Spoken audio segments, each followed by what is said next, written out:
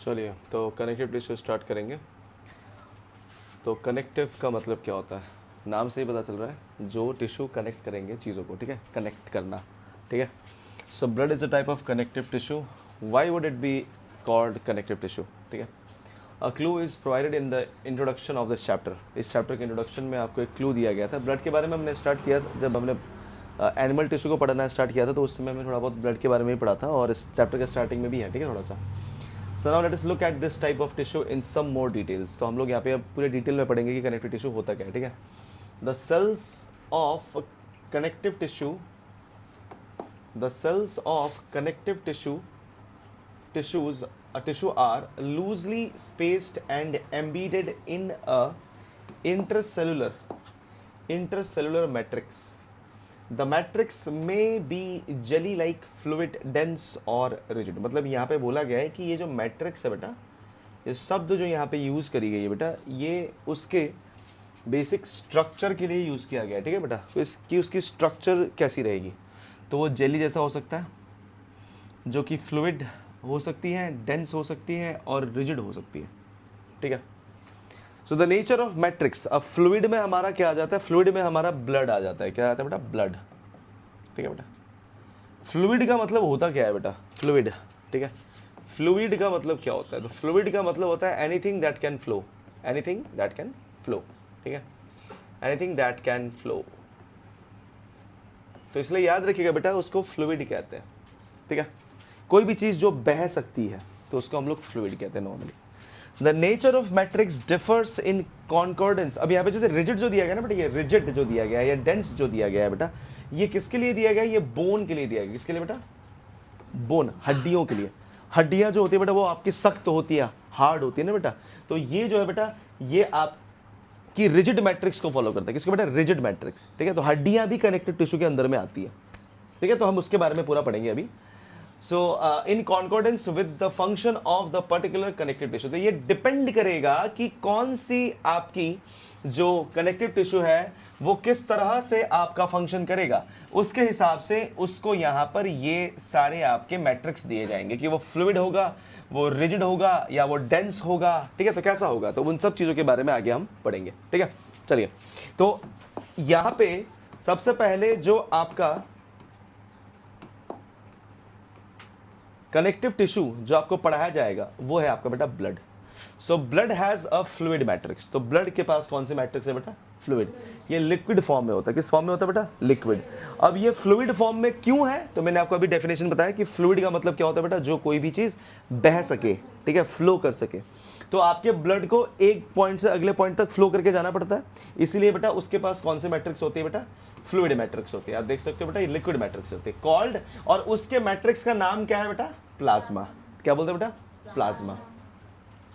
इन विच red blood कॉर्पस्कल्स, उस fluid matrix में बेटा आरबीसी प्रेजेंट रहता है, डब्ल्यूबीसी प्रेजेंट रहता है, और आपका प्लेटलेट्स आपके वहां पे प्रेजेंट रहते हैं। तो आपके जो ब्लड है बेटा, जो कि आपका एक फ्लूइड है, तो उसमें कौन कौन से आपके यहाँ पर इस ब्लड के प्लाज्मा में क्या क्या चीजें प्रेजेंट रहती है, तीन चीजें, आरबीसी, डब्ल्यूबीसी एंड प्लेटलेट्स, ठीक है। The plasma contains protein, salt and hormones. तो इसमें बेटा आपका ना सिर्फ ये तीन चीजें होती है बेटा, इसमें आपका प्रोटीन रहता है, सॉल्ट रहता है और हॉर्मोन्स भी रहता है। कभी अगर आपका हाथ कटा है तो आपने मुंह में डाला होगा, है ना, मुंह में डाल के उसको, है ना, ब्लड को रोकने की कोशिश करी होगी, है ना, तो उस समय आपके मुंह में ब्लड का टेस्ट तो आया ही होगा। तो वो कैसा होता है, नमकीन टाइप का होता है थोड़ा सा, है ना। इसमें कोई क्या मतलब, आप लोगों ने कभी किया नहीं है क्या, हाथ वाथ कटा है तो मुंह में डाला ना, चूसने लगे होंगे आप कि ज़्यादा खून ना निकल जाए बोल के। तो बेसिकली जो ब्लड की टेस्ट आपकी जीभ में लगी थी वो नमकीन थी ना, क्यों, क्योंकि बेटा उसमें क्या प्रेजेंट होता है बेटा, सॉल्ट्स, ठीक है, जिस कारण की वजह से वो थोड़ा सा आपको वो नमकीन या सॉल्टी टेस्ट आपको उसमें मिलता है, ठीक है। Blood flows and transport gases, ठीक है बेटा। ये ब्लड जो है बेटा, ये क्या क्या चीज़ें ट्रांसपोर्ट करती है, तो ये गैसेस ट्रांसपोर्ट करती है, डाइजेस्टेड फूड ट्रांसपोर्ट करता है, हॉर्मोन्स करता है, और साथ ही साथ वेस्ट मटेरियल को भी ट्रांसफर करता है, ठीक है बेटा। तो ये चार चीज़ें ट्रांसफर कर रहा है। क्या क्या कर रहा है बेटा, gases, digested food, hormones and waste material. To different parts of the body, ये different parts of the body तक से ये सारी चीज़ें क्या करते हैं बेटा, ट्रांसपोर्ट करते हैं। ठीक है बेटा, वेस्ट मटेरियल को भी ट्रांसपोर्ट करते हैं, डाइजेस्टेड फूड को भी ट्रांसपोर्ट कर रहे हैं, ठीक है, और गैसेस को भी कर रहे हैं और हॉर्मोन्स को भी कर ही रहे हैं। ठीक है, आगे देखिए बेटा क्या बताया गया है। अब ये हो गया बेटा पूरा आपके ब्लड का। तो इसमें आपको क्या क्या चीज़ें याद रखनी है मैं फिर से बता दूं बेटा, कि आपके ब्लड का जो मैट्रिक्स है आपको याद रखना है कि वो क्या है बेटा, फ्लूइड मैट्रिक्स है, जिसका नाम क्या है बेटा, प्लाज्मा। तो ये आपका सबसे पहला पॉइंट होगा जो आप याद रखेंगे। ठीक है, दूसरा पॉइंट, इसमें क्या क्या प्रेजेंट रहते हैं, तो आपने कहा सर इसमें आरबीसी, डब्ल्यूबीसी और प्लेटलेट्स प्रेजेंट रहता है। ठीक है बेटा, अपार्ट फ्रॉम दीज ये सारे आपके ब्लड के कंपोनेंट्स हैं। इसको छोड़ के और क्या चीजें उसमें प्रेजेंट रहती हैं, तो हमने कहा सर प्लाज्मा के अंदर में प्रोटीन, सॉल्ट और हार्मोन प्रेजेंट रहता है। ठीक है, तो अगर आप इसको याद नहीं भी रखो तो भी कोई प्रॉब्लम नहीं है। ठीक है, बट आपको ये जरूर याद रखना है कि इसमें क्या क्या चीजें प्रेजेंट होती है, आरबीसी, डब्ल्यूबीसी एंड प्लेटलेट्स। ठीक है, ब्लड जो है बेटा वो क्या क्या चीजें ट्रांसपोर्ट करने में हेल्प करता है, तो हमने यहाँ पे बोल दिया सर ब्लड जो है बेटा gases, digested food, hormones and waste material, that's it बेटा। ठीक है, आपको इतना चीज याद रखना है और कुछ भी नहीं। तो हम यहाँ पे अगर इसका नोट्स बनाए तो कनेक्टिव टिश्यू में, कनेक्टिव टिश्यू जो है बेटा इसका जो सबसे पहला पार्ट है वो है ब्लड। क्या है बेटा आपका, ब्लड। ठीक है, तो ब्लड के सबसे पहली चीज आप क्या लिखेंगे बेटा, कॉम्पोनेंट्स। क्या लिखेंगे बेटा, कॉम्पोनेंट्स, कॉम्पोनेंट्स। ठीक है बेटा, तो ब्लड है क्या, हमने कहा sir fluid matrix, fluid matrix, plasma forms the blood. ठीक है, forms the blood, plasma forms the blood. Components क्या कहते हैं बेटा, तो आपने कहा सर कंपोनेंट्स हैं हमारे पास आरबीसी, आरबीसी का मतलब red blood corpuscles, WBC white blood corpuscles and तीसरा प्लेटलेट्स। ठीक है, प्लेटलेट्स। तो ये आपका आता है कंपोनेंट्स। क्या आता है बेटा, कंपोनेंट्स। ठीक है, इसके फंक्शन क्या क्या थे, तो हमने कहा सर इसका फंक्शन जो है वो पहला है ट्रांसपोर्ट। ठीक है बेटा, क्या है बेटा, ट्रांसपोर्ट करना। क्या क्या चीजें ट्रांसपोर्ट करता है, तो हमने कहा सर डाइजेस्टेड फूड। ठीक है, गैसेस बोल दो ना। ठीक है, उसके बाद आपने देखा हार्मोन्स करता है ये बेटा, और साथ ही साथ वेस्ट मटेरियल।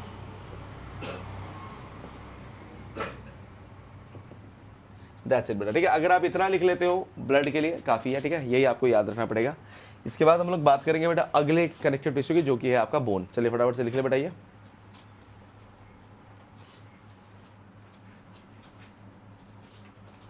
जो कि आपके कंप्लीटली इसी पैराग्राफ में भी है, इसमें से भी आप देख के लिख सकते हो, कोई प्रॉब्लम नहीं है अगर आपको वहाँ नहीं समझ में आ रहा तो। ठीक है, ठीक है, सबको आ गया, सबको आ रहा है समझ में, ओके। चलिए फटाफट लिख लीजिए।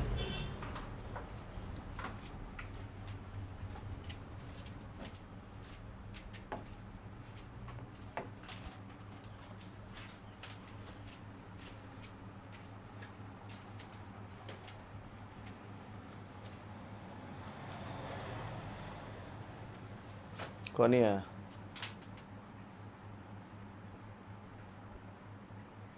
तनिष नहीं आया ना, लड़कियों में कौन नहीं आया, कल क्यों नहीं आई, तबीयत ठीक है अभी, चलो ठीक है। कैसा आ गया बुखार, पता नहीं, ऐसे ही आ गया, कुछ तो अनाप शनाप खा ही लिया होगा।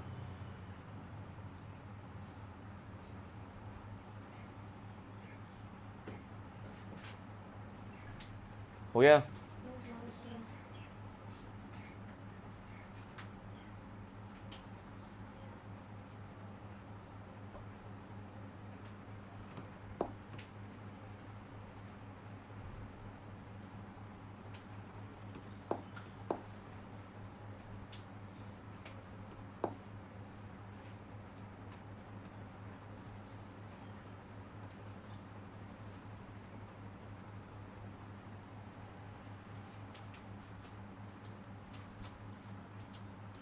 हो गया। चलिए बेटा, bone is another example of connective tissue. Bone जो है बेटा आपका दूसरा एग्जाम्पल है कनेक्टिव टिश्यू का। जो कि यहाँ पे देख सकते हो बेटा कि it forms the framework that support the body. ये क्या करता है बेटा, हमारे बॉडी को फ्रेमवर्क देता है। क्या बेटा, फ्रेमवर्क जो हमारे पूरे बॉडी के ऑर्गन को या बहुत सारी चीज़ों को सपोर्ट करता है। बिना हड्डी के हम लोग ऐसे खड़ा नहीं हो सकते, ठीक है बेटा, क्योंकि हमारे बॉडी में जो स्केलेटन है वही आपकी पूरी पूरी बॉडी को वो फ्रेमवर्क प्रोवाइड करता है, जिसकी वजह से आपकी बॉडी ऐसे दिखती है, ठीक है। सो आप देख सकते, it also anchors the muscles and support the main organs of the body. ये क्या करता है बेटा, ये हमारे मसल्स को भी पकड़ता है और साथ ही साथ ये हमारे मेन ऑर्गन्स जो है बेटा हमारे बॉडी में जितने भी, ठीक है, इंपॉर्टेंट ऑर्गन्स, उसको भी ये क्या करता है बेटा, सपोर्ट करता है। It is a strong and non flexible tissue. याद रखिएगा बेटा कि ये जो है बेटा ये आपका बहुत ही स्ट्रॉन्ग होता है और ये नॉन फ्लेक्सिबल होते हैं, ये फ्लेक्सिबल नहीं होते, ठीक है। जिस तरह से हमारे बॉडी में मसल्स फ्लेक्सिबल है, स्किन फ्लेक्सिबल है, ठीक है, बट हड्डियां फ्लेक्सिबल नहीं होती, ठीक है बेटा। हड्डियां क्या है बेटा, वो फ्रेमवर्क है, तो वो फ्लेक्सिबल नहीं हो सकती। What would be the advantage of these properties for bone function. तो ये क्या मतलब, कैसे एक एडवांटेज है बोन के लिए कि अगर ये फ्लेक्सिबल नहीं है, स्ट्रॉन्ग है, ठीक है, तो हम बोलेंगे सर क्योंकि ये फ्रेमवर्क है। क्या है बेटा, फ्रेमवर्क। और फ्रेमवर्क जो है बेटा वो बेसिकली एक बॉडी को ढांचा देता है। क्या देता है बेटा, ढांचा। और जो ढांचा होता है बेटा उसका फ्लेक्सिबल होना ये प्रॉब्लम में आपको डाल सकता है, ठीक है, क्योंकि अगर वो फ्लेक्सिबल हो जाएगा तो फिर दिक्कत क्या हो जाएगी बेटा कि आपकी बॉडी लचीली रहेगी, आप चल नहीं पाओगे अच्छे से, आप खड़ा नहीं रह पाओगे अच्छे से, ठीक है, आप रेंगते रहोगे जमीन में। जैसे आप मान लीजिए केचुआ होता है ना बेटा आपका, ये अर्थवॉर्म, उसकी बॉडी में हड्डियां नहीं होती, तो बेसिकली क्या होता है वो रेंगता रहता है ना ऐसे, तो आप फिर अभी सीधा नहीं चल पाओगे। अगर आपकी बॉडी में हड्डियां ना हो तो फिर आप गिर जाओगे और रेंगने लगोगे रास्ते में, है ना, हाथ पैर रेंगते हुए चलोगे ऐसे ऐसे, ठीक है, अच्छे तो नहीं लगोगे ना। सो इसीलिए बेटा ये बेसिकली हमारे बॉडी के अलग अलग ये सारी जितनी भी प्रॉपर्टीज हैं हमारे बॉडी के फंक्शनिंग के लिए बहुत ज़्यादा अच्छा रहता है, ठीक है। हमारे ऑर्गन्स को इवन ये सपोर्ट कर रहा है, तो अलग अलग ऑर्गन्स को अलग अलग जगह रखता है। अगर हड्डियां ना हो तो हमारे बॉडी के जितने भी ऑर्गन सिस्टम बेटा वो मिक्सअप हो जाएंगे, जिसकी वजह से होगा क्या, हमारी बॉडी अच्छे से एफिशिएंटली वर्क नहीं कर पाएगी, ठीक है। Bone cells are embedded in a hard matrix that is composed of calcium and phosphorus. तो ये बेटा ये आपको हमेशा एमसीक्यू में पूछता है कि ये किस मैट्रिक्स का होता है, तो हम बोलेंगे सर ये हार्ड मैट्रिक्स का होता है। और ये बना किससे होता है बेटा, फॉस्फोरस और कैल्शियम से। किससे बेटा, फॉस्फोरस और कैल्शियम से। ये हमेशा एग्जाम में पूछेगा। जैसे आपके ब्लड का मैट्रिक्स था क्या, फ्लूइड, और था क्या वो, प्लाज्मा। उसी तरह से यहाँ पे क्या है बेटा, ये हार्ड मैट्रिक्स है और ये है क्या, फॉस्फोरस और कैल्शियम है। तो इसलिए आपको ये बात को ध्यान में रखना पड़ेगा बेटा कि आपकी जो हड्डियां हैं वो हार्ड मैट्रिक्स की हैं और इसकी जो कंपोनेंट्स है वो क्या है बेटा, कैल्शियम एंड फॉस्फोरस। चलिए तो यहाँ पे आप देख सकते हैं बेटा इसमें क्या क्या लिखेंगे बेटा। तो नंबर 2 में हमारा आ गया बेटा बोन। क्या आ गया बेटा, बोन। तो बोन में हम लोग क्या लिखेंगे बेटा, इसकी जो ये जो बना है बेटा, तो हम लिख देंगे it is a hard matrix made of phosphorus and calcium, ठीक है बेटा, फॉस्फोरस और कैल्शियम से बना होता है, ये पहला ए, ठीक है। दूसरी प्रॉपर्टी इसकी क्या थी बेटा, दूसरी प्रॉपर्टी आपने लिख दी है ए हो गई। ये दूसरी प्रॉपर्टी लिख दी, it is strong and non flexible, ठीक है। अब इसकी फंक्शन क्या है बेटा, तो इसके फंक्शन में आप लिख देंगे इट प्रोवाइड्स फ्रेमवर्क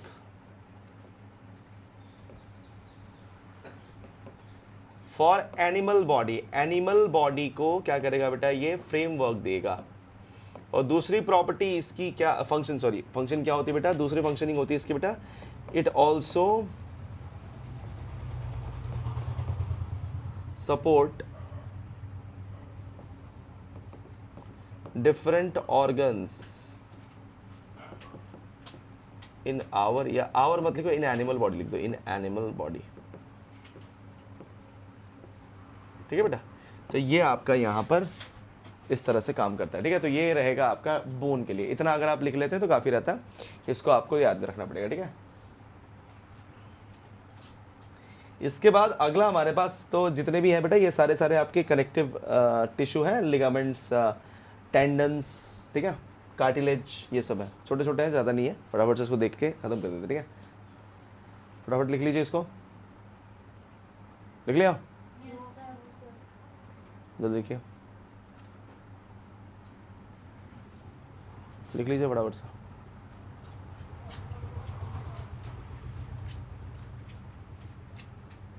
क्या हुआ, इट इज क्या लिखा है ये, इट प्रोवाइड्स है, इट इज़ का लिखा है, इज तो है ही नहीं यहाँ पे, इधर भी इट इज़ हार्ड, हाँ ये सही है, बट इसमें इज कहाँ से है, इंग्लिश थोड़ा लगा। It provides framework for animal body, framework for animal body. ध्यान से सही लिखो, ठीक है बेटा, गलत सलत मत लिखो।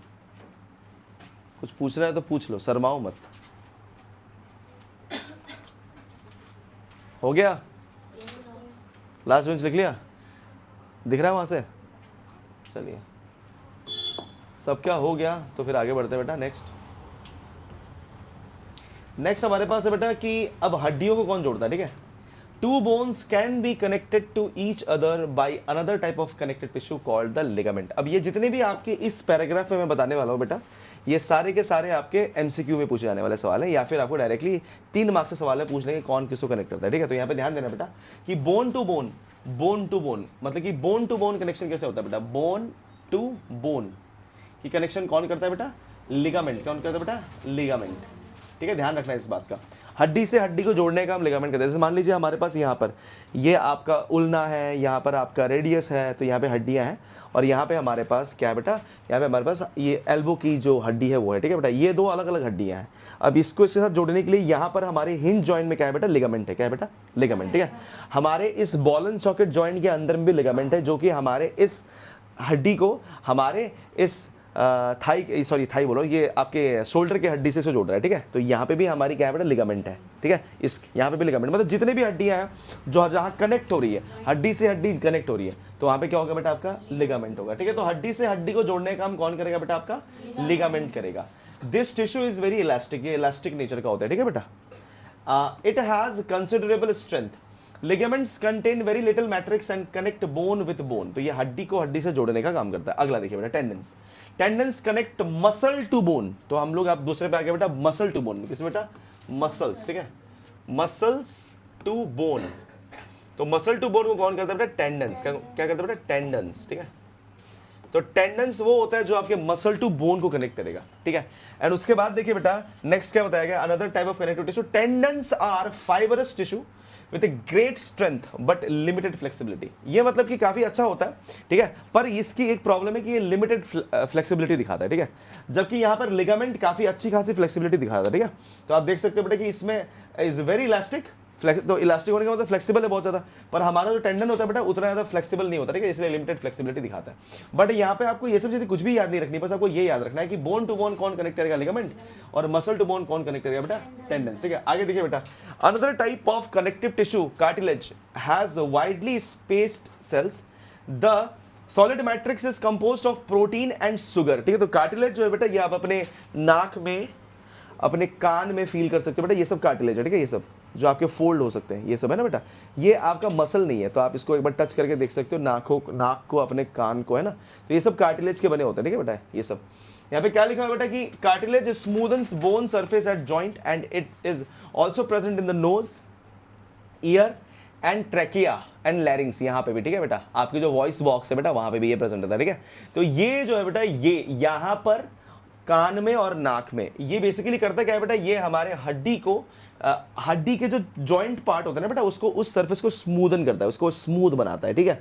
जिससे होता क्या है बेटा कि आपको वहां पर फील नहीं होता कि आप अपने हाथ, आप अपने जॉइंट्स को यूज कर रहे हो, ठीक है बेटा। जैसे लिगामेंट ने आपके हड्डी से हड्डी को पकड़ा है, बट जो जॉइंट पार्ट है बेटा वहां पर जो स्मूदन या फिर उस पर्टिकुलर पार्ट को स्मूथ करने का जो काम है बेटा, ये कार्टिलेज करता है, ठीक है बेटा।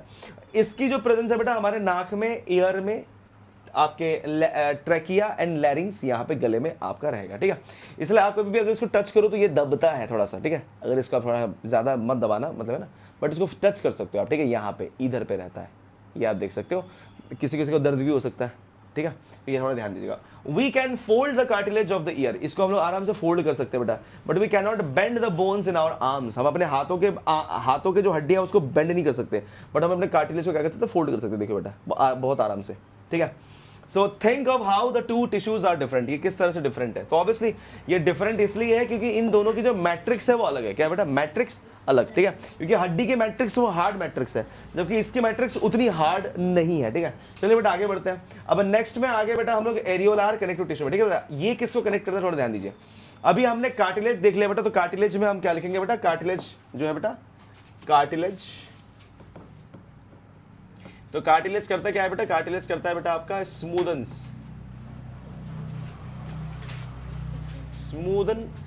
The joint between two bones,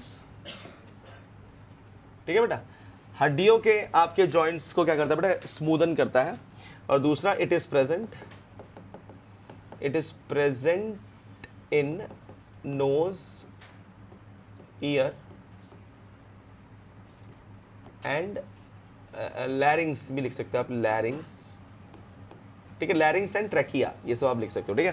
तो ये कार्टिलेज है बेटा जो कि आपका प्रेजेंट रहेगा। इसकी प्रॉपर्टी अगर आप लिखना चाहो तो हम लिख सकते हैं कि it can be fold very easily, ठीक है बेटा, फोल्ड बेंड आप इसको कर सकते हो, ठीक है, फोल्ड काफी फ्लेक्सिबल होता है, इसका मतलब ये है बेटा it is very very flexible in nature, ठीक है, लिख लीजिएगा इसको। चलिए फटाफट से,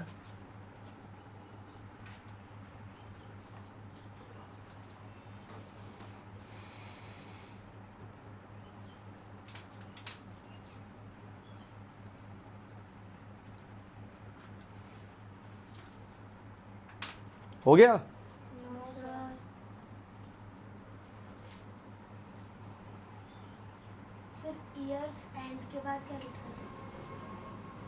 लैरिंग्स, LARYNX, LARYNX गले में होता है। ये आपका जो ये वॉइस बॉक्स है, ट्रैकिया, ट्रैकिया और लैरिंग्स से मिलके आपका वॉइस बॉक्स बनता है। ये दोनों पार्ट उसी के हैं, ठीक है, वो आपका कार्टिलेज का ही बना होता है। सॉरी,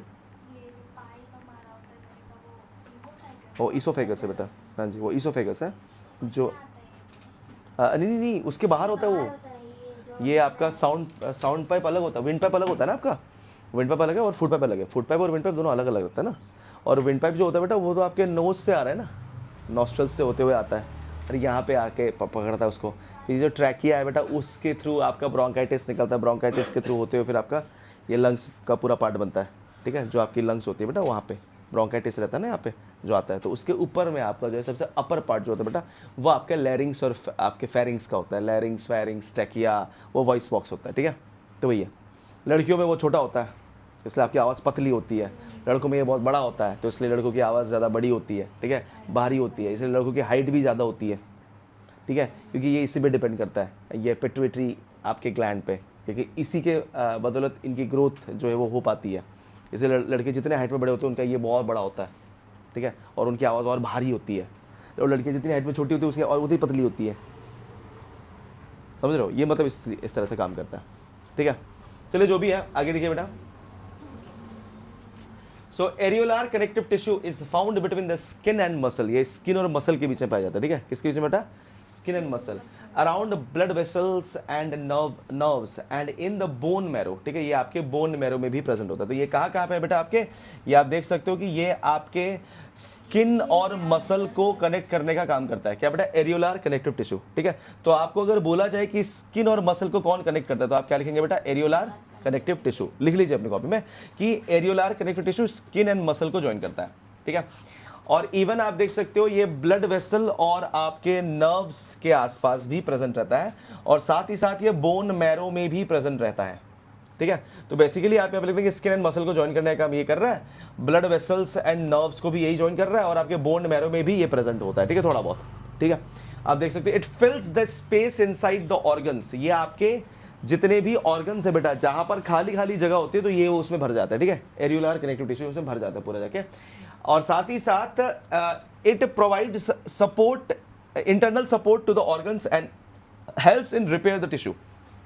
तो आप समझ सकते हो बेटा ये आपके टिश्यू को रिपेयर करने में भी हेल्प करता है। तो यहाँ पे आपके एरियोलार कनेक्टिव टिश्यू का जो आपका वर्किंग है मैं आपको यहाँ पे बताता हूँ फंक्शन वगैरह कि फंक्शन क्या है ये। तो एरियोलार कनेक्टिव टिश्यू का जो पहला फंक्शन है बेटा वो आप लिख देंगे एरियोलार कनेक्टिव टिश्यू का कि it fills the gap present in organs, ठीक है बेटा, ऑर्गन्स में जितने भी आपके गैप्स होते हैं बेटा ये फिल कर देता है। और दूसरा, हाँ ये फंक्शन है बेटा, ये इसकी फंक्शनिंग है, मैं बता दूं ये फंक्शनिंग है आपके एरियोलार कनेक्टिव टिश्यू का। और दूसरा बेटा इट प्रोवाइड्स सपोर्ट टू, ठीक है, सपोर्ट टू इंटरनल ऑर्गन्स, ठीक है बेटा, इंटरनल ऑर्गन्स। और साथ ही साथ तीसरा पॉइंट आप लिख सकते हो, it helps in repair, it helps in repair of tissue, ठीक है बेटा, टिश्यूज को रिपेयर करने में भी ये हेल्प करते हैं, ठीक है, तो इस बारे में थोड़ा ध्यान रखेंगे आप, ठीक है। सो फंक्शन में बेटा मैंने आपको लिख दिया, it fills the gap present in organs, ठीक है। उसके बाद दूसरा, it provide support to internal organs, and तीसरा, it helps in repair of tissues, tissue को रिपेयर करने में भी हेल्प करते हैं, जो डैमेज हो जाते हैं टिश्यू वगैरह उसको रिपेयर करने में भी ये हेल्प करते हैं। तो ये भी हो गया आपका बेटा। नेक्स्ट आपके पास क्या आता है बेटा, muscular tissue, but muscular tissue से पहले हमारे यहाँ पे एडिपोज टिश्यू भी है बेटा, ये थोड़ा सा देख लीजिए, ज्यादा नहीं है, ये आपके फैट टिश्यूज है, ठीक है बेटा, ये भी आपके कनेक्टिव टिश्यू होते हैं। देखिए, so where are fats stored in our body, हमारे बॉडी में फैट कहाँ स्टोर होता है, ठीक है बेटा, फैट स्टोरिंग एडिपोज टिश्यू, तो मतलब फैट को स्टोर करने वाले टिश्यू कौन से होते हैं बेटा, एडिपोज टिश्यू आपके फैट स्टोरिंग टिश्यू है, ठीक है, is found below the skin, हमारे स्किन के नीचे होता है बेटा, ठीक है। और ये क्या करता है बेटा, ये हमें इंसुलेशन प्रोवाइड करता है, क्या करता है बेटा, इंसुलेशन, मतलब कि ये हमें ठंड से बचाता है। अगर कभी कोई अगर मान लीजिए कोई भी अगर जानवर, जैसे हमने पोलर बियर वगैरह ले लो, ठीक है, उसकी फैट की जो परत होती है काफी अच्छी खासी होती है, तो वो ठंड से बच पाता है, ठीक है। उसी तरह से हमारी बॉडी में भी फैट जो है बेटा वो आपको इंसुलेट करता है, ठीक है, ठंड से बचाता है, ठंड हो गया या फिर अलग अलग सिचुएशन में इट हेल्प्स आउट अलॉट, ठीक है। साथ ही साथ इसका मेन फंक्शन क्या होता है बेटा, स्टोरेज ऑफ फैट, ये फैट को स्टोर भी करता है, क्या करता है बेटा, फैट को स्टोर, ठीक है। और मैं बता दूं बेटा ये कौन सी टिश्यू होती है बेटा, एडिपोज टिश्यू, और ये कहां पाया जाता है बेटा, स्किन और इंटरनल ऑर्गन के बीच में, ठीक है। तो जिस तरह से एरियोलार टिश्यू आपके कहा था स्किन और मसल के बीच में था, उसी तरह से आपका ये कहां पे होता है बेटा, स्किन और इंटरनल ऑर्गन के बीच में ये प्रेजेंट रहता है। तो आप इसको क्या लिख देंगे बेटा कि इसकी लोकेशन कहां होगी बेटा, तो स्किन एंड इंटरनल ऑर्गन के बीच में। और इसका फंक्शन बेटा दो ही है जो कि मैं लिख दे रहा हूं, देखिए बेटा, एडिपोज टिश्यू, एडिपोज टिश्यू, और एडिपोज टिश्यू को हम लोग फैट टिश्यू भी बोल सकते हैं बेटा, फैट टिश्यू, ठीक है। ये लोकेशन की अगर बात करी जाए तो present between skin and internal organ, ठीक है। लोकेशन के बाद अगला आता है क्या, फंक्शन बेटा।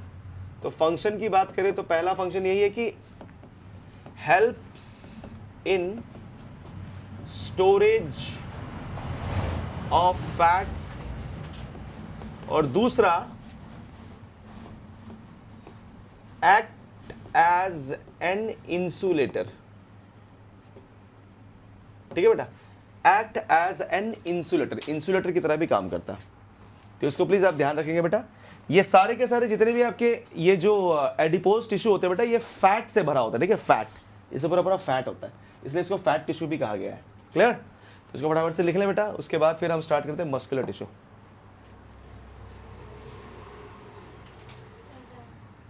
हो गया, लिख लीजिए फटाफट से। ठंड से बचाता है, ठंड से, जैसे मान लीजिए कोल्ड वेदर है कभी, ठीक है, तो वो आपकी बॉडी से हीट बाहर निकलने नहीं देता, तो इस तरह से आपकी बॉडी गर्म रहती है, ठीक है, इससे। हो गया,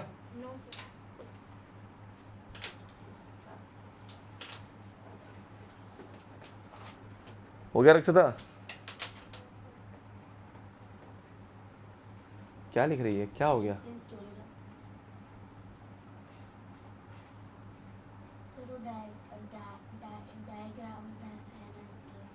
क्या हो गया, डायग्राम है इसके लिए, कौन सा डायग्राम है, और ये diagram, oh sorry sorry sorry, इसके वजह से क्या ऐसे, ओ ऐसा बोलना चाहिए था ना पहले।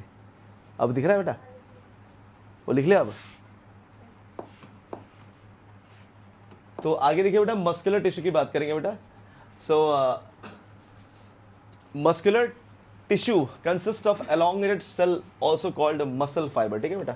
तो ये मस्कुलर टिश्यू किस शेप के होते हैं बेटा? एलोंगेटेड, लंबे लंबे होते हैं, ठीक है बेटा, लंबे लंबे, और इनको हम लोग मसल फाइबर्स भी कहते हैं। क्या कहते हैं बेटा? मसल फाइबर्स, ठीक है। This tissue is responsible for movement in our body, और ये जो टिश्यू है बेटा ये मूवमेंट के लिए रिस्पॉन्सिबल है। तो आप यहाँ पे देख सकते हो बेटा कि आपको यहाँ पर ये कहना पड़ेगा कि मसल टिश्यू जो है बेटा, मसल टिश्यू को हम लोग मसल फाइबर भी बोल सकते हैं। मसल फाइबर,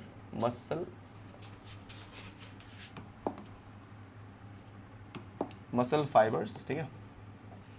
और साथ ही साथ इसका पहला जो पॉइंट बताया गया है कि वो ये बताया गया कि it is responsible for, it helps in movement, in our body,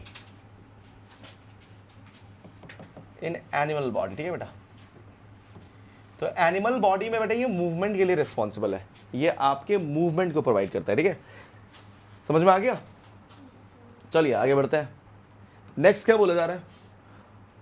muscle contain special protein called contractile protein. क्या कहते हैं बेटा इसको? Contractile protein. ये कॉन्ट्रैक्ट हो सकता है और ये रिलैक्स हो सकता है, और कॉन्ट्रैक्ट और रिलैक्स जब होगा तभी मूवमेंट होगा। ये मैंने कल भी बताया था ना, कल भी हमने इसके बारे में समझा था थोड़ा सा, कि अगर कोई भी मसल टिश्यू है, अगर वो कॉन्ट्रैक्ट होगा और रिलैक्स होगा तो उसमें मूवमेंट आएगा, ठीक है। तो यहाँ पे वही बताया गया बेटा कि जो आपकी मसल होती है बेटा, इसमें स्पेशल आपकी प्रोटीन होती है जिसको हम लोग कॉन्ट्रैक्टाइल प्रोटीन बोलते हैं, और यही जो है बेटा ये आपका कॉन्ट्रैक्ट और रिलैक्स होता है, और कॉन्ट्रैक्ट और रिलैक्स होने के कारण बेटा क्या होता है बेटा? मूवमेंट आता है, ठीक है। तो हम लोग यहाँ पे और दूसरा पॉइंट क्या लिख सकते हैं बेटा कि इट कंसिस्ट ऑफ, या फिर it contains contractile protein which cause movement, ठीक है बेटा, मूवमेंट, ये बेटा, ठीक है। इसमें कॉन्ट्रैक्टाइल प्रोटीन प्रेजेंट होता है जिसकी वजह से मूवमेंट होता है। और ये मूवमेंट कैसे हो रहा है बेटा? क्योंकि कॉन्ट्रैक्टाइल प्रोटीन है तो ये आपका कॉन्ट्रैक्ट और रिलैक्स कर सकता है, तभी मूवमेंट आपका प्रोड्यूस होता है, ठीक है। अब यहाँ पे देखिए बेटा, आगे बढ़ते हैं। तो आई होप आप लोगों को ये समझ में आ गया होगा। इसमें इसके नीचे तो कुछ बताया नहीं गया sir. Okay, we can move some muscle by conscious will. तो कुछ कुछ मसल्स ऐसे होते हैं बेटा जिसको आप ना अपने कॉन्शियस विल से मूव कर सकते हो। आपको क्या लगता है कि आपकी बॉडी में मैक्सिमम मसल आप अपने विल से मूव कर सकते हो या अपने आप ही मूवमेंट होता है? क्या लगता है आपको कि आपकी बॉडी में जितने भी मसल्स हैं तो मेजॉरिटी ऑफ द मसल्स अपने हिसाब से मूव कर पा रहे हो या अपने आप ही अंदर में मूवमेंट चली रहा है? मतलब आपके पास वॉलेंट्री मसल्स ज्यादा है कि इनवॉलेंट्री मसल्स ज्यादा है? मैं सवाल कर रहा हूं आपसे। हाँ बेटा, वॉलेंट्री का मतलब क्या होता है? वॉलेंट्री का मतलब होता है बेटा जिसको आप अपने विल से यूज कर सकते हो उसको वॉलेंट्री कहते हैं, ठीक है। और जिसको आप अपने विल से यूज नहीं कर सकते उसको इनवॉलेंट्री कहते हैं। तो हमारे बॉडी में बेटा ज्यादा मसल्स ऐसे हैं जो हम लोग अपने विल से यूज नहीं कर सकते, ठीक है। जैसे हाथ का चलाना या पैर का चलाना, ठीक है, ठीक है। या फिर आप थोड़ा मुंह वगैरह बना लेते होंगे ना, अजीबोगरीब, आंख वगैरह ऊपर नीचे कर लेते होंगे, टेढ़ा मेढ़ा, है ना, यही तो कर सकते हो। और ज्यादा क्या कर सकते हो बताओ? और कुछ कर सकते हो क्या? बताइए। आप अपने एक्सटर्नल मसल्स को ही तो यूज कर सकते हो। आपके बॉडी के अंदर में जो जितने भी मसल्स हैं, क्या आप उसको कंट्रोल कर सकते हो? क्या आप अपने पेट को खाना पचाने से रोक सकते हो क्या? क्या तुम्हारे दिल की जो धड़कन है बेटा, जो चल रही है बेटा, जो हार्ट जो बीट हो रहा है बेटा, उसको रोक सकते हो क्या? वो सब कुछ अपने आप ही हो रहा है ना। तो वो सब भी तो मसल का कॉन्ट्रैक्शन और रिलैक्सेशन है, ठीक है। अगर आप जब खाना चबा लेते हो ना बेटा और निगलते हो, तो निगलने के साथ साथ आपके बॉडी में ना एक मूवमेंट होता है, उसको हम लोग स्पिंस्टर मूवमेंट बोलते हैं बेटा, ठीक है। उससे होता क्या है बेटा कि खाना आपका डायरेक्टली पेट तक जाता है, वो कभी बाहर नहीं आता, ठीक है। ऐसा क्यों? वो नीचे ही क्यों जा रहा है? क्योंकि वहां पे भी एक मस्कुलर मूवमेंट होता है जो कि आपके कंट्रोल के दायरे के बाहर है वो, ठीक है। तो इसलिए आपको ये समझना होता है बेटा कि आपका जो भी बॉडी पार्ट्स है उसमें जितने भी मसल्स इन्वॉल्व हैं उसमें मेजॉरिटी ऑफ द मसल्स आपके कंट्रोल में नहीं है, ठीक है। हमारे कंट्रोल में बस बाहर का हाथ, ये पैर, ठीक है, ये सर, थोड़ा बहुत गला घुमा लिया ऐसे, ठीक है, ये भुएं ऊपर नीचे कर ली है ना, आंखें, किसी को आंख मार लिया, ठीक है, बस ये सीटी बजा ली, बस ये सब भी हम कर सकते हैं, उससे ज्यादा कुछ कर नहीं सकते, है कि नहीं। इसके अलावा हमारे मसल हमारे कंट्रोल में नहीं है, ठीक है। तो यहाँ पे वही कहा गया बेटा कि we can move some muscles by conscious will. Conscious will का मतलब कि हम अपने मर्जी से उसको यूज कर सकते हैं, ठीक है बेटा। So muscle present in our limbs, हाथ और पैर, ये लिम्स है, ठीक है, हमारे, इनको लिम्स कहते हैं, ठीक है। Limbs move when we want them to, हम जब चाहे तब उनको मूव कर सकते हैं, ठीक है। And stop when we decide so, और उसको तभी रोक सकते हैं जब हम चाहें, है कि नहीं। आप भाग रहे थे, अब आपको भागने का मन नहीं, आप रुक गए, ठीक है। तो such muscles are called voluntary muscles, उसको हम लोग क्या कहते हैं बेटा, वॉलंटरी मसल, मतलब कि ये हमारे खुद के कंट्रोल में रहते हैं, इसलिए इनको वॉलंटरी मसल्स कहा जाता है। क्या कहा जाता है बेटा, वॉलंटरी मसल्स, ठीक है। तो ऐसे मसल्स का एक और नाम होता है बेटा, these muscles are also called skeletal muscles. These muscles are also called skeletal muscles as they are mostly attached to bones. ये हमारे हड्डी से चिपका होता है, इसीलिए हम इसको skeletal muscle भी कहते हैं, ठीक है बेटा। And help in body movement. Under the microscope, these muscles show alternate light and dark bands. तो आप देख सकते हो बेटा, ये रहा, इसके यहाँ पर डायग्राम में आपको दिखा रखी है। ये जो बेटा ये आपके बैंड्स की तरह है, ठीक है। आप देखेंगे अगर ध्यान से तो आपको दिखाई देगा कि यहाँ पे ना कुछ स्ट्राइप्स बनी हुई है इस तरह से ना, ये स्ट्राइप्स, ठीक है। ये तो ये alternate dark and light band इससे बनी होती है, ठीक है बेटा, जो कि आई होप थोड़ा सा ब्लरी आपको नजर आ रहा होगा, बट कोई बात नहीं, ठीक है। तो इसमें अलग अलग इस तरह से बैंड बने होते हैं बेटा, जिसको हम लोग स्ट्रेशंस कहते हैं। क्या कहते हैं बेटा, स्ट्रेशंस, ठीक है। एंड इसीलिए बेटा इस मसल को हम लोग कहते हैं स्ट्रेटेड मसल। क्या कहते हैं बेटा, स्ट्रेटेड मसल। तो ये वो मसल है बेटा जो हमारी बॉडी में प्रेजेंट होता है, जो हमें हमारे लिम्स में मिलता है, जो हमारे हाथों में और पैरों में मिलता है, जिसको कि हम अपने हिसाब से मूव कर सकते हैं, तो वो ये मसल होते हैं, ठीक है। जो भी आदमी आपके जा रहा है जिम में जाके अपने डोले बना रहा है ना, ये हाथ वाथ बड़ा कर रहा है, तो वो सारे इन मसल पे काम कर रहा होता है, ठीक है। ये सारे वो मसल है बेटा जिसको आदमी अपने, है ना, डंबल उठा के, है ना, मसल वगैरह बड़ा कर सकता है, क्योंकि ये सारे मसल्स आपके कॉन्शियस विल से चलते हैं।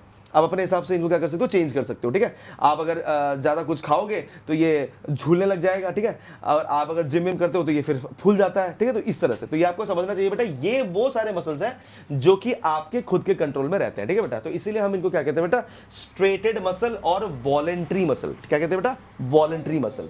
तो the cells of this tissue are long, ये लंबे सिलेंड्रिकल होते हैं बेटा, और अनब्रांच रहते हैं। इनकी कोई ब्रांचेस निकली हुई दिख रही है आपको, कोई ब्रांच वगैरह निकला हुआ ऐसे ऐसे करके, कुछ ब्रांच वगैरह निकला नहीं हुआ है ना, तो इससे कोई ब्रांच भी नहीं होता बेटा इसका।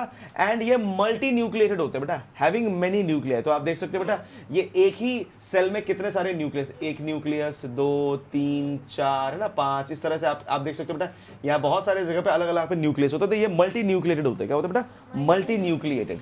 तो इसी को हम लोग कहते हैं बेटा स्ट्रेटेड मसल। क्या कहते हैं बेटा, स्ट्रेटेड मसल। तो इसको स्ट्रेटेड कहने के पीछे बहुत सारा रीजन है, क्योंकि इसमें dark bands, light dark bands होते हैं, ठीक है, जो कि आपके स्ट्रेशंस कहलाते हैं, इसलिए इसको स्ट्रेटेड मसल भी कहते हैं। दूसरा इसका नाम इसलिए दिया गया क्योंकि हम इसको वॉलंटरीली यूज भी कर सकते हैं, तो इसलिए ये आपका स्ट्रेटेड मसल के अंदर में क्राइटेरिया में आ रहा है। इसके कैरेक्टरिस्टिक की बात करें तो ये लंबे, सिलेंड्रिकल और अनब्रांच्ड, एंड साथ ही साथ ये मल्टी न्यूक्लिएटेड होते हैं, ठीक है बेटा।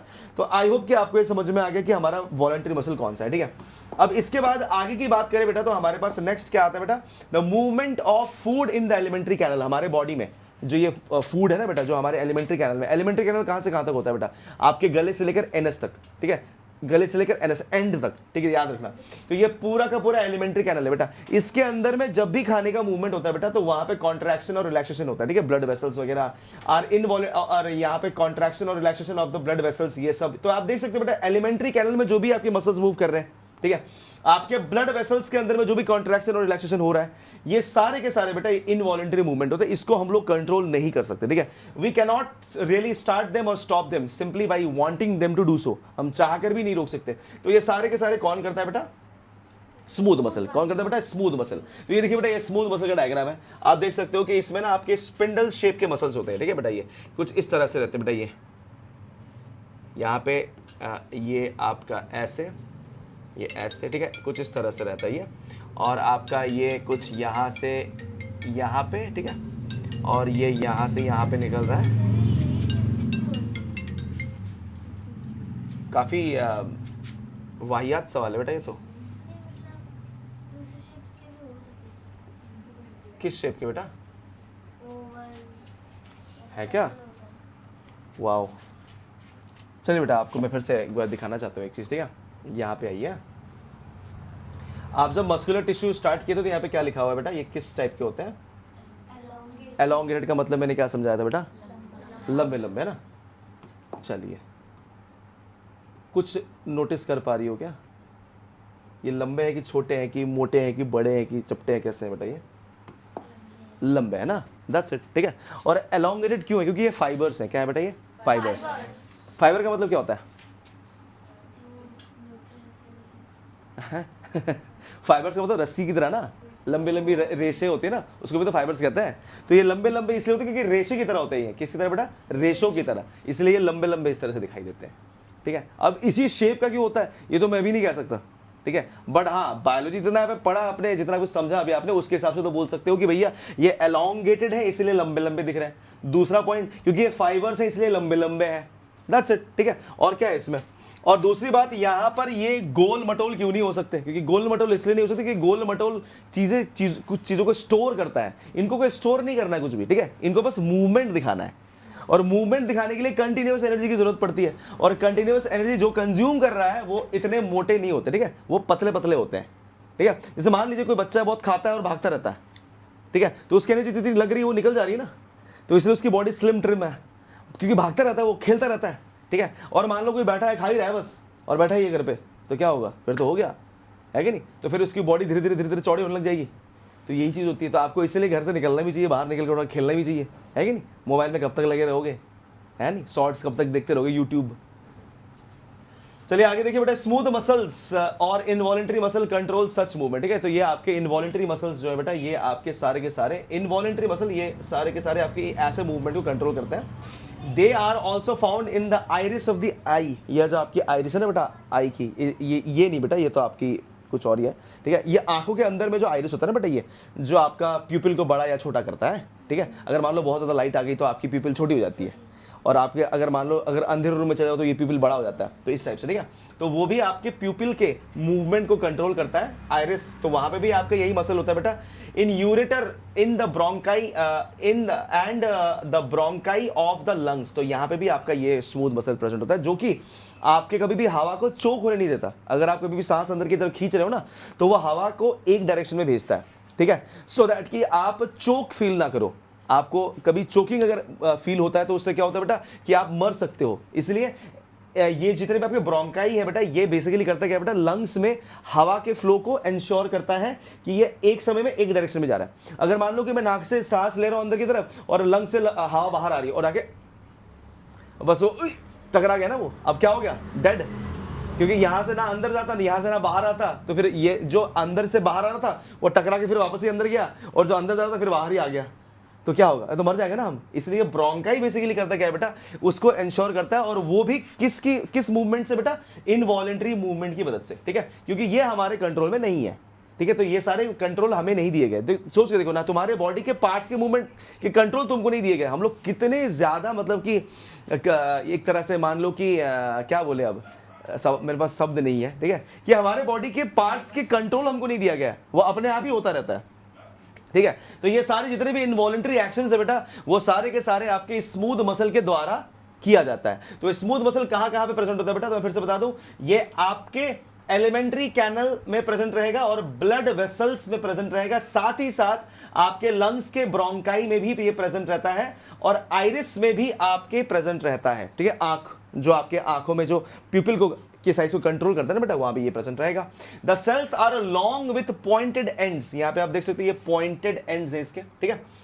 एंड आप देख सकते हो आर यूनी न्यूक्लिएटेड, क्या है बेटा ये, यूनी न्यूक्लिएटेड। यूनी न्यूक्लिएटेड का मतलब हर एक सेल के पास अपनी खुद की एक न्यूक्लियस है, आप देख सकते हो बेटा, ठीक है। देख रहे हो ना बेटा, ये यूनी न्यूक्लिएटेड, जबकि ऊपर में क्या था बेटा, मतलब कि मल्टी न्यूक्लिएटेड था ना, तो इसीलिए तो having a single nucleus, they are all called unstriated muscle. अब इनको अनस्ट्रेटेड मसल्स भी कहा जाता है, क्यों, क्योंकि इनमें वो स्ट्रेशंस नहीं होते। क्या नहीं होते बेटा, स्ट्रेशन, जिस तरह से आपके स्ट्रेटेड मसल में होता है ना, यहाँ पे देखिए बेटा, इसमें वैसा कुछ भी नहीं, ठीक है बेटा। इसमें नॉर्मली आपका क्या रहता है बेटा, ये नॉन स्ट्रेटेड होता है, इसलिए ये आपके अनस्ट्रेटेड भी कहलाते हैं। तो ये आपका क्या हो गया बेटा, स्मूथ मसल हो गया, ठीक है। लास्ट एंड फाइनल जो मसल का टाइप बचता है बेटा, वो आता है आपका कार्डियक, ठीक है। अब ये जो कार्डियक है, ये तो आपको समझ में आएगा होगा नाम से कि ये कहां पे प्रेजेंट रहता है बेटा, ये आपके हार्ट में, ठीक है, क्योंकि कार्डियक जो है बेटा, ये हार्ट के साथ रिलेटेड टर्म है। So the muscle of the heart shows rhythmic contraction and relaxation, ठीक है बेटा। तो ये रिदमिक कॉन्ट्रैक्शन और रिलैक्सेशन दिखाता है, ये थ्रू आउट द लाइफ चलता है, जब से आप पैदा हुए तब से चलता रहेगा, या बेटा throughout life. These involuntary muscles are called cardiac muscle, ये आपके कार्डियक मसल होते हैं बेटा, ऐसे ये, और यही सिर्फ एक ऐसा मसल है बेटा जिसमें ब्रांचेस होती है, दिख रहा है ना, ये ब्रांचेस निकल रही है इसकी, और ये चिपके चिपके रहते हैं। तो आप यहाँ पे देख सकते हो कि ये कैसा था, heart muscle cells are cylindrical, ये सिलेंडर के शेप में होते हैं, ब्रांच होते हैं, और ये भी यूनी न्यूक्लिएटेड होते हैं। क्या होते हैं बेटा? यूनी न्यूक्लिएटेड, ठीक है। तो मतलब कि इसके हर एक सेल में एक सिंगल न्यूक्लियाई होगा, ठीक है ना। तो आप यहाँ पे देख पाए बेटा कि आपको मैंने यहाँ पर 3 टाइप के मसल्स बताया। सबसे पहला था आपका ये स्ट्रेटेड, ठीक है। तो स्ट्रेटेड आपका क्या था? वॉलंटरी मसल, जो कि आपकी वॉलंटरी एक्शन करता है, ठीक है। और यहां पर आप देख सकते हो कि इसमें जो टाइप आपको बताया गया है कि ये भी लॉन्ग होता है, सिलेंड्रिकल होता है, बट ये अनब्रांच्ड है, और साथ ही साथ ये मल्टी न्यूक्लिएटेड है, मतलब कि बहुत सारा न्यूक्लियस इसके पास है, ठीक है। और ये इसका फंक्शन क्या है? तो हम बोलेंगे सर इसका फंक्शन एक ही है कि ये आपके बॉडी में वॉलंटरी एक्शन करता है, और ये हमारे बॉडी में लिम्स में प्रेजेंट रहता है। कहां प्रेजेंट रहता है? लिम्स में, ठीक है। उसके बाद अगला टाइप मैंने बताया आपको बेटा, क्या? Smooth muscle. स्मूथ मसल कैसा रहता है बेटा? स्मूथ मसल जो है बेटा वो आपका इनवॉलंटरी एक्शन करता है, वो हमारे एलिमेंट्री कैनल में प्रेजेंट रहेगा, वो हमारे ब्लड वेसल्स में प्रेजेंट रहेगा, वो हमारे ब्रोंकाई में प्रेजेंट रहेगा, लंग्स के ब्रोंकाई में, आइरिस में प्रेजेंट रहेगा, ठीक है। और आप देख सकते हो कि बेटा ये आपका यूनी न्यूक्लिएटेड होते हैं, और ये आपके लंबे लंबे आपके पॉइंटेड आपके शेप में रहते हैं, ठीक है। स्पिंडल शेप कहते हैं इसको बेटा। और फाइनली आपके यहाँ पे मैंने क्या बताया बेटा आपको? Cardiac muscle. तो कार्डियक मसल आप क्लियरली देख सकते हो बेटा कि यहां पर ये हार्ट मसल है, जो कि आपका थ्रू आउट लाइफ ये इनवॉलंटरी एक्शन दिखाता है, धक धक धक धक, है ना, कॉन्ट्रैक्शन एंड और रिलैक्सेशन चलता रहता है इसमें, ठीक है। और साथ ही साथ इसका जो आपका प्रॉपर्टी है आप देख सकते हो कि ये सिलेंड्रिकल शेप का होता है, ब्रांच्ड होता है, और ये आपका यूनी न्यूक्लिएटेड होता है, ठीक है। तो आपको एक बात का ध्यान रखना है कि आपको मसल सेल का जो प्रॉपर्टीज है वो पूरा लिख के नोट बनाना है, वो होमवर्क रहेगा आपका, ठीक है। जो आप घर में जाकर ट्राई करके लिखिएगा। क्या आप लिखते हो? मैं एक बार देखता हूँ, क्योंकि आपको मैंने इतने सारे हिंट दिए हैं, ठीक है। तो उससे पहले देखिएगा। चलिए बेटा अब लास्ट टॉपिक में आते बेटा इस चैप्टर के, that is your nervous tissue, ठीक है। नर्वस टिश्यू जो है बेटा ये बहुत ही सिंपल सा है। All cells possess the ability to respond to stimuli, ठीक है। जितने भी सेल हमारे बॉडी में बेटा सबके पास ये होता है, ability to respond to stimuli. अब ये ability to respond to stimuli जो है बेटा ये बहुत सारे बच्चे नहीं समझ पाते, ठीक है बेटा, इसको समझना बहुत जरूरी है। चलिए बताइए, कोई किसी को पता है कि इसका मतलब क्या होता है? Ability to respond to stimuli. कोई बच्चा? चलो किसी को नहीं पता, ठीक है। चलिए आगे बढ़ते हैं। तो मतलब आप लोगों ने कुछ पढ़ा नहीं है, ठीक है, ध्यान देते हैं। रेस्पॉन्ड टू स्टिमुलाई का मतलब होता है बेटा कि आपके आसपास में जो हो रहा है उसके अकॉर्डिंग हरकतें करना। जैसे मान लीजिए कि आपके क्लास में टीचर नहीं आया तो आप लोग हल्ला करने लगे, तो रेस्पॉन्ड टू स्टिमुली था कि टीचर नहीं है, अब हम हल्ला करेंगे, ठीक है। आपके दोस्त ने आपसे बात करना स्टार्ट किया तो आप उसको 2 एक्शन दे सकते हो ना, ए चुप रहे, और क्या बोल रही थी, तो ये भी रेस्पॉन्ड टू स्टिमुली है। तो आपके आसपास में जो भी हो रहा है उसके हिसाब से रेस्पॉन्ड करने को ही रेस्पॉन्ड टू स्टिमुली कहते हैं। आपको किसी ने सुई चुबा दिया तो आप भागोगे ना, ये क्या चुबा रहा है ही नहीं। आपको अगर गर्म चीज छुआ दे तो आप अपने हाथ को हटा लेते हो, वो भी रेस्पॉन्स टू स्टिमुली है। तो इसी को कहते हैं रेस्पॉन्स टू स्टिमुली, ठीक है ना। इसको ध्यान दो ना, दिमाग में डाल लो इस बात को, क्योंकि 10th क्लास में फिर से आएगा, और अगर 11th क्लास में गलती से बायोलॉजी ले ली तो पूरा पढ़ना ही है इसको फिर से। तो ध्यान रखिएगा इस बात का कि रेस्पॉन्स टू स्टिमुली का मतलब होता है कि अपने एनवायरनमेंट के हिसाब से जो आप रेस्पॉन्स देते हो उसी को स्टिमुली कहते हैं। और स्टिमुली जो ये शब्द जो है बेटा उसका मतलब उस पर्टिकुलर मोमेंट में क्या हो रहा है उसका मतलब होता है कि उस पर्टिकुलर मोमेंट में आपके आसपास क्या हुआ उसके हिसाब से आपने रेस्पॉन्स किया। धूप में आपको खड़ा कर दिया तो आप छांव में जाके खड़े हो गए, तो रेस्पॉन्स टू स्टिमुली था वो, ठीक है ना। अगर पानी बहुत तेज आ रही थी तो आपने नलका थोड़ा छोटा कर दिया, रेस्पॉन्स टू स्टिमुली था। चाय बहुत गर्म था तो आपने फूंक मार के पिया, रेस्पॉन्स टू स्टिमुली था, है कि नहीं। गर्मी लगी तो पंखा चालू किया, रेस्पॉन्स टू स्टिमुली था, है कि नहीं। तो ये सारे रेस्पॉन्स टू स्टिमुली होते हैं, ठीक है। तो इसको समझना बहुत जरूरी है, ठीक है। ये बेसिक सा इंग्लिश का शब्द है। अब यहाँ पे देखिए बेटा, अब नर्वस टिश्यू की बात हो रही है, और नर्वस टिश्यू बेसिकली यही करता है, ठीक है। However cells of the nervous tissue are highly specialised for being stimulated. इनको स्टिमुलेट करना पड़ता है, एंड ध्यान दीजिए, and then transmitting the stimulus very rapidly from one place to another within the body. तो बेसिकली करता क्या है बेटा, ये उन सारे रेस्पॉन्सेस को या फिर उन सारे आपके जितने भी ये स्टिमुलस है बेटा उसको एक जगह से अगली जगह पहुंचाते हैं। तो बेसिकली ये स्टिमुलस है क्या, हम कहेंगे बेटा इसको इन्फॉर्मेशन। क्या कहेंगे बेटा, इन्फॉर्मेशन। या फिर हम बोलेंगे इसको क्या बेटा, ये एनवायरमेंटल ट्रिगर्स। क्या बोलेंगे बेटा, एनवायरमेंटल ट्रिगर। ध्यान देना बेटा, तो ये जो जितने भी आपके इंफॉर्मेशन है बेटा, इसको हमारी बॉडी एक्वायर करती है और उसको हमारे ब्रेन तक पहुंचाती है, या फिर हमारे ये आपके बैकबोन के अंदर में जो हमारा ये आपका स्पाइनल कॉर्ड है वहां तक पहुंचाता है, तो फिर वहां से रिस्पॉन्स वापस आता है। ठीक है, जैसे मान लीजिए कि अगर आपने कोई भी गर्म चीज टच किया तो आप फटाक से अपना हाथ क्यों हटा लेते हो, तो उसको हम लोग बेसिकली क्या कहते हैं बेटा, इसको हम लोग कहते हैं बेटा रेस्पॉन्स टू स्टिमुली। और इसका दूसरा नाम क्या होता है बेटा, रिफ्लेक्स एक्शन। क्या कहते हैं बेटा इसको, रिफ्लेक्स एक्शन। जितने भी फुटबॉल प्लेयर हैं, वॉलीबॉल प्लेयर हैं, क्रिकेटर हैं, ये सारे रिफ्लेक्स एक्शन में काम कर रहे होते हैं। ठीक है, क्योंकि जो अगर मान लो कि 100 किलोमीटर प्रति घंटे की स्पीड से अगर बॉलिंग करी गई है तो वहां पे सोच के नहीं मारा जा सकता उसको। ठीक है, वहां पे रेस्पॉन्स टू स्टिमुली होगा कि उस बॉल को किस तरह से हिट करना है, क्योंकि आप अगर कोई नौसीखिया अगर उस बॉल को हिट करने वाला है तो उससे पहले तो उसकी विकेट उड़ चुकी होगी, है कि नहीं। अगर वॉलीबॉल कोई खेल रहा है तो वो रेस्पॉन्स टू स्टिमुली होना चाहिए कि स्पाइकर को दिख गया बॉल के हवा में उड़ रहा है तो वो तभी जंप मार के उसको स्पाइक मार रहा है। ठीक है, या फिर फुटबॉल प्लेयर को दिखना चाहिए कि बॉल ऊपर हवा में आ रही है तो उसको वॉली मारना है अब। ठीक है, तो ये सारे रिस्पॉन्स टू स्टिमुली होते हैं, ये सारे आपके रिफ्लेक्स एक्शन होते हैं। यहाँ पे सोच के कभी ऐसा किया नहीं जा सकता। ठीक है, कि अगर क्योंकि सोचते रहोगे तो तब तक तो आपका वो बॉल निकल गया।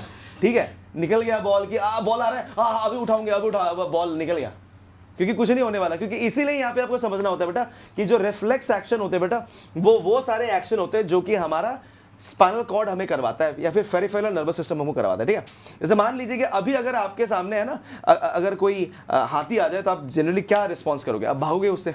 ठीक है, अभी भूकंप आ जाए तो क्या करोगे बेटा, भागोगे यहाँ से। तो ये सब क्या है बेटा, ये रिफ्लेक्स एक्शन है। क्या है बेटा, आपका रिफ्लेक्स एक्शन। अगर मान लो कि आप यहाँ खड़े थे, अचानक बस बहुत तेजी से आ रही थी तो आप अपने रिफ्लेक्स में आ जाओगे और उसको डॉल्स करने की कोशिश करोगे, है कि नहीं, क्योंकि बस कुचल देगी ना आपको। तो ये क्या होता है बेटा, रिफ्लेक्स एक्शन होता है। आपको गर्म चीज छुआ दे तो हाथ हटा लेते हो, रिफ्लेक्स एक्शन है ये। तो यहाँ पे वही है बेटा कि the brain, spinal cord and nerves are all composed of the nervous tissue. ये सारे नर्वस टिश्यू से बने होते हैं। ठीक है, brain, spinal cord and nerves. ठीक है, ये सारे आपके किससे बने होते हैं, नर्वस टिश्यू से बने होते हैं। ठीक है, the cells of this tissue are called nerve cells. इसको हम क्या कहते हैं बेटा, नर्व सेल कहते हैं। नर्व सेल कुछ इस तरह से दिखता है, ये रहा, ये न्यूरॉन है बेटा, ये बेसिकली आपका नर्व सेल है। तो इसमें क्या क्या चीजें आप देख सकते हो बेटा, ये डायग्राम आपका 110% आपके एग्जाम में पूछा जाएगा बेटा। आप इसको दिमाग में गांठ बांध लीजिए, ये डायग्राम आपके एग्जाम में आएगा ही आएगा। ठीक है, अगर ये डायग्राम नहीं भी आया तो आपको ये डायग्राम बना हुआ आएगा। आपको बोलेंगे बताओ कि कौन सा पार्ट कहाँ है, न्यूक्लियस दिखाओ, डेंड्राइट दिखाओ, नर्व एंडिंग दिखाओ, ये नर्व एंडिंग है, एक्सॉन दिखाओ, सेल बॉडी दिखाओ। तो ये सब इस तरह से आपको यहाँ पे दिखाने के लिए बोला जाएगा। ठीक है, तो यहाँ पे देखिए बेटा क्या बोला जा रहा है, the cells of this tissue are called nerve cells or neurons. A neuron consist of a cell body with a nucleus and cytoplasm from which long thin hair like parts arises. ठीक है, तो आप देख सकते हो बेटा कि ये आपकी सेल बॉडी होती है, इससे आपके लॉन्ग हेयर लाइक प्रोजेक्शंस आपके निकलते हैं। और ये जो हेयर लाइक प्रोजेक्शन है बेटा, इसको हम लोग किस नाम से बुलाते हैं बेटा, डेंड्राइट के नाम से बुलाते हैं। क्या बुलाते हैं बेटा, डेंड्राइट।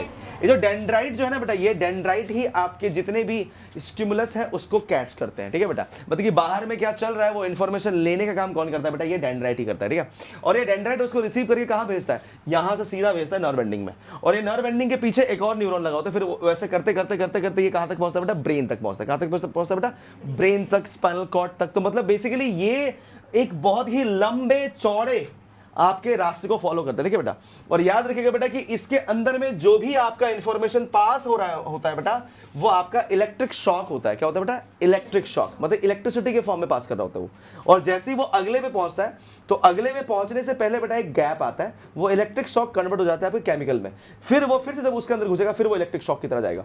इसीलिए ये बेटा बहुत फास्ट होता है। जैसे देखिए बेटा कि जैसे मैंने इसको बंद किया और ऑन किया, एकदम चालू ना, अगर मान लीजिए मैंने इसको ऑन किया, लाइट जल गई, ऑफ किया, लाइट बंद हो गई, कितनी तेजी से बिजली भाग रही है। ठीक है, उसी तेजी से हमारे बॉडी के अंदर भी बिजली की स्पीड से हमारे इंफॉर्मेशन भागते हैं। इसलिए आप कोई भी गर्म चीज जैसे ही छूते हो आप अपने हाथ को हटा लेते हो। अब सोच के देखो ना कि आपने गर्म चीज को छुआ है, अब आपके दिमाग तक ये इंफॉर्मेशन पहुंचा कि ये गर्म चीज है, आपके दिमाग ने बोला अब हाथ हटा दो, तब तक तो हाथ जल गया ना, है कि नहीं। आप अगर सोच के हाथ हटाते रहोगे तो आपकी हाथ तो जल जाएगी। ठीक है, अब फिर ब्रेन बोला हाथ छोड़ दो, हाथ वहीं रख दो, जली गया तो क्या करना है। ठीक है, तो इस तरह से तो ऐसा नहीं होता। ठीक है, क्योंकि ये सब चीजें रिफ्लेक्स से काम करती है। किससे काम करती है बेटा, रिफ्लेक्स से। So usually each neuron has a single long part in the form of a fibre called the axon. तो ये आपका एक्सॉन होता है बहुत लंबा सा। ठीक है, and many short and many short branched part called dendrites. तो ये आपके डेंड्राइट्स हैं जो कि आपके ब्रांच पार्ट है। एंड इंडिविजुअल नर्व सेल में be up to a metre, तो 1 मीटर तक लंबा आपका एक नर्व सेल हो सकता है बेटा, मतलब कि 100 सेंटीमीटर लंबा हो सकता है, ठीक है। And many nerve fibres bound together by connective tissue make up a nerve. तो आप याद रखिएगा बेटा कि बहुत सारे आपके जो ये नर्व फाइबर्स है बेटा, उन सबको अगर हम एक साथ मिला दे बेटा तो वो आपकी एक कनेक्टिव टिश्यू बनती है जो कि आपका एक नर्व होता है। क्या होता है बेटा? आपका एक नर्व, ठीक है। The signal that passes along the nerve fibre is called nerve impulse. इसको हम लोग नर्व इंपल्स, जो भी सिग्नल आपके ना ये एक नर्व के अंदर से पास करता है, जो इलेक्ट्रिकल सिग्नल हो या केमिकल सिग्नल हो, उसको हम लोग नर्व इंपल्स बोलते हैं। क्या कहते हैं बेटा? Nerve impulse. यहां पे हम केमिकल या इलेक्ट्रिकल की बात नहीं कर रहे, ठीक है बेटा, वो आप 10 क्लास में करोगे। अभी आप इतना ही देखोगे कि यहां पे जो भी इंपल्स आपके इस नर्वस टिश्यू से पास करेगा उसको हम लोग क्या कहेंगे बेटा? नर्व इंपल्स कहेंगे। क्या कहेंगे बेटा? Nerve impulse. And the nerve impulse form the nerve ending in transmitted endings in transmitted to the dendrites of the next nerve cells। जैसे मैंने आपको बताया बेटा कि इसके अंदर से जो आपका नर्व इंपल्स है, नर्व इंपल्स यहां से यहां ट्रैवल करेगा और यहां पहुंचने के बाद ये आपके नर्व एंडिंग से निकलेगा और नर्व एंडिंग से निकल के फिर किसके पास जाएगा? दूसरे न्यूरॉन के डेंड्राइट के पास, ठीक है। और फिर वहां से फिर वो दूसरे के पास, ठीक है। और ऐसा चलता रहेगा। यहां पे फिर दूसरा बैठा होगा, फिर उसके बाद तीसरा, चौथा, करते करते करते करते आपके लास्ट तक कहां पहुंचेगा? स्पाइनल कॉर्ड, और स्पाइनल कॉर्ड से फिर कहां पहुंचेगा बेटा? ब्रेन तक पहुंचेगा, ठीक है। तो इस तरह से ये इंफॉर्मेशन आपकी पास कराई जाती है, ठीक है बेटा। एकदम बहुत तेज बेटा, बहुत तेज, बहुत तेजी से बेटा ये आपका जो है एक न्यूरॉन से दूसरे न्यूरॉन तक पहुंचता है, ठीक है। अगर मान लीजिए अगर अपने फिंगर टिप को ले लो तो यहां पे हर एक जगह पे आपका न्यूरॉन बैठा हुआ है, ठीक है। अगर आपको कहीं भी कोई टच कर दे तो आपको वो फील होता है ना, है कि नहीं? वो फील क्यों हो रहा है आपको? क्योंकि वहां पे आपका न्यूरॉन बैठा हुआ है, ठीक है। और जो न्यूरॉन है बेटा वो आपका इतनी तेजी से गया आपके स्पाइनल कॉर्ड तक और वहां से वापस आके क्या बोल रहा है कि कोई आपको टच कर रहा है, ठीक है। तो वो आपको फील हो गया। जैसे उसने हाथ रखा, द मोमेंट यहां पे हाथ रखा गया तभी आपको फील हुआ, इतनी तेजी से। आप खुद सोच के देखें ना कि अगर मान लो 1 मिनट के बाद फील हो रहा है तो क्या होता है? आपको गोली मार के चला गया आदमी, 1 मिनट के बाद लग रहा है अरे मुझे गोली लग गई, क्योंकि वो रियलाइज बाद में हो ना, आपको बाद में समझ में आ रहा है कि गोली लगी आपको, क्योंकि फील बाद में हो रहा है 1 मिनट के बाद। कितना अच्छा होता है ना कि इंजेक्शन पहले लगा दिया और 10 मिनट के बाद बच्चा रो रहा है, क्योंकि फील बाद में हो रहा है ना उसको, है कि नहीं? अब क्यों रहा है पता ही नहीं, क्यों रो रहा है? क्योंकि उसको फील ही बाद में हुआ, ठीक है। तो ऐसा नहीं होता बेटा। The moment anything touches you, the moment anything like hit you, या फिर आपको फील होता है तो वो चीज उसी मोमेंट में आपको क्या हो जाती है बेटा?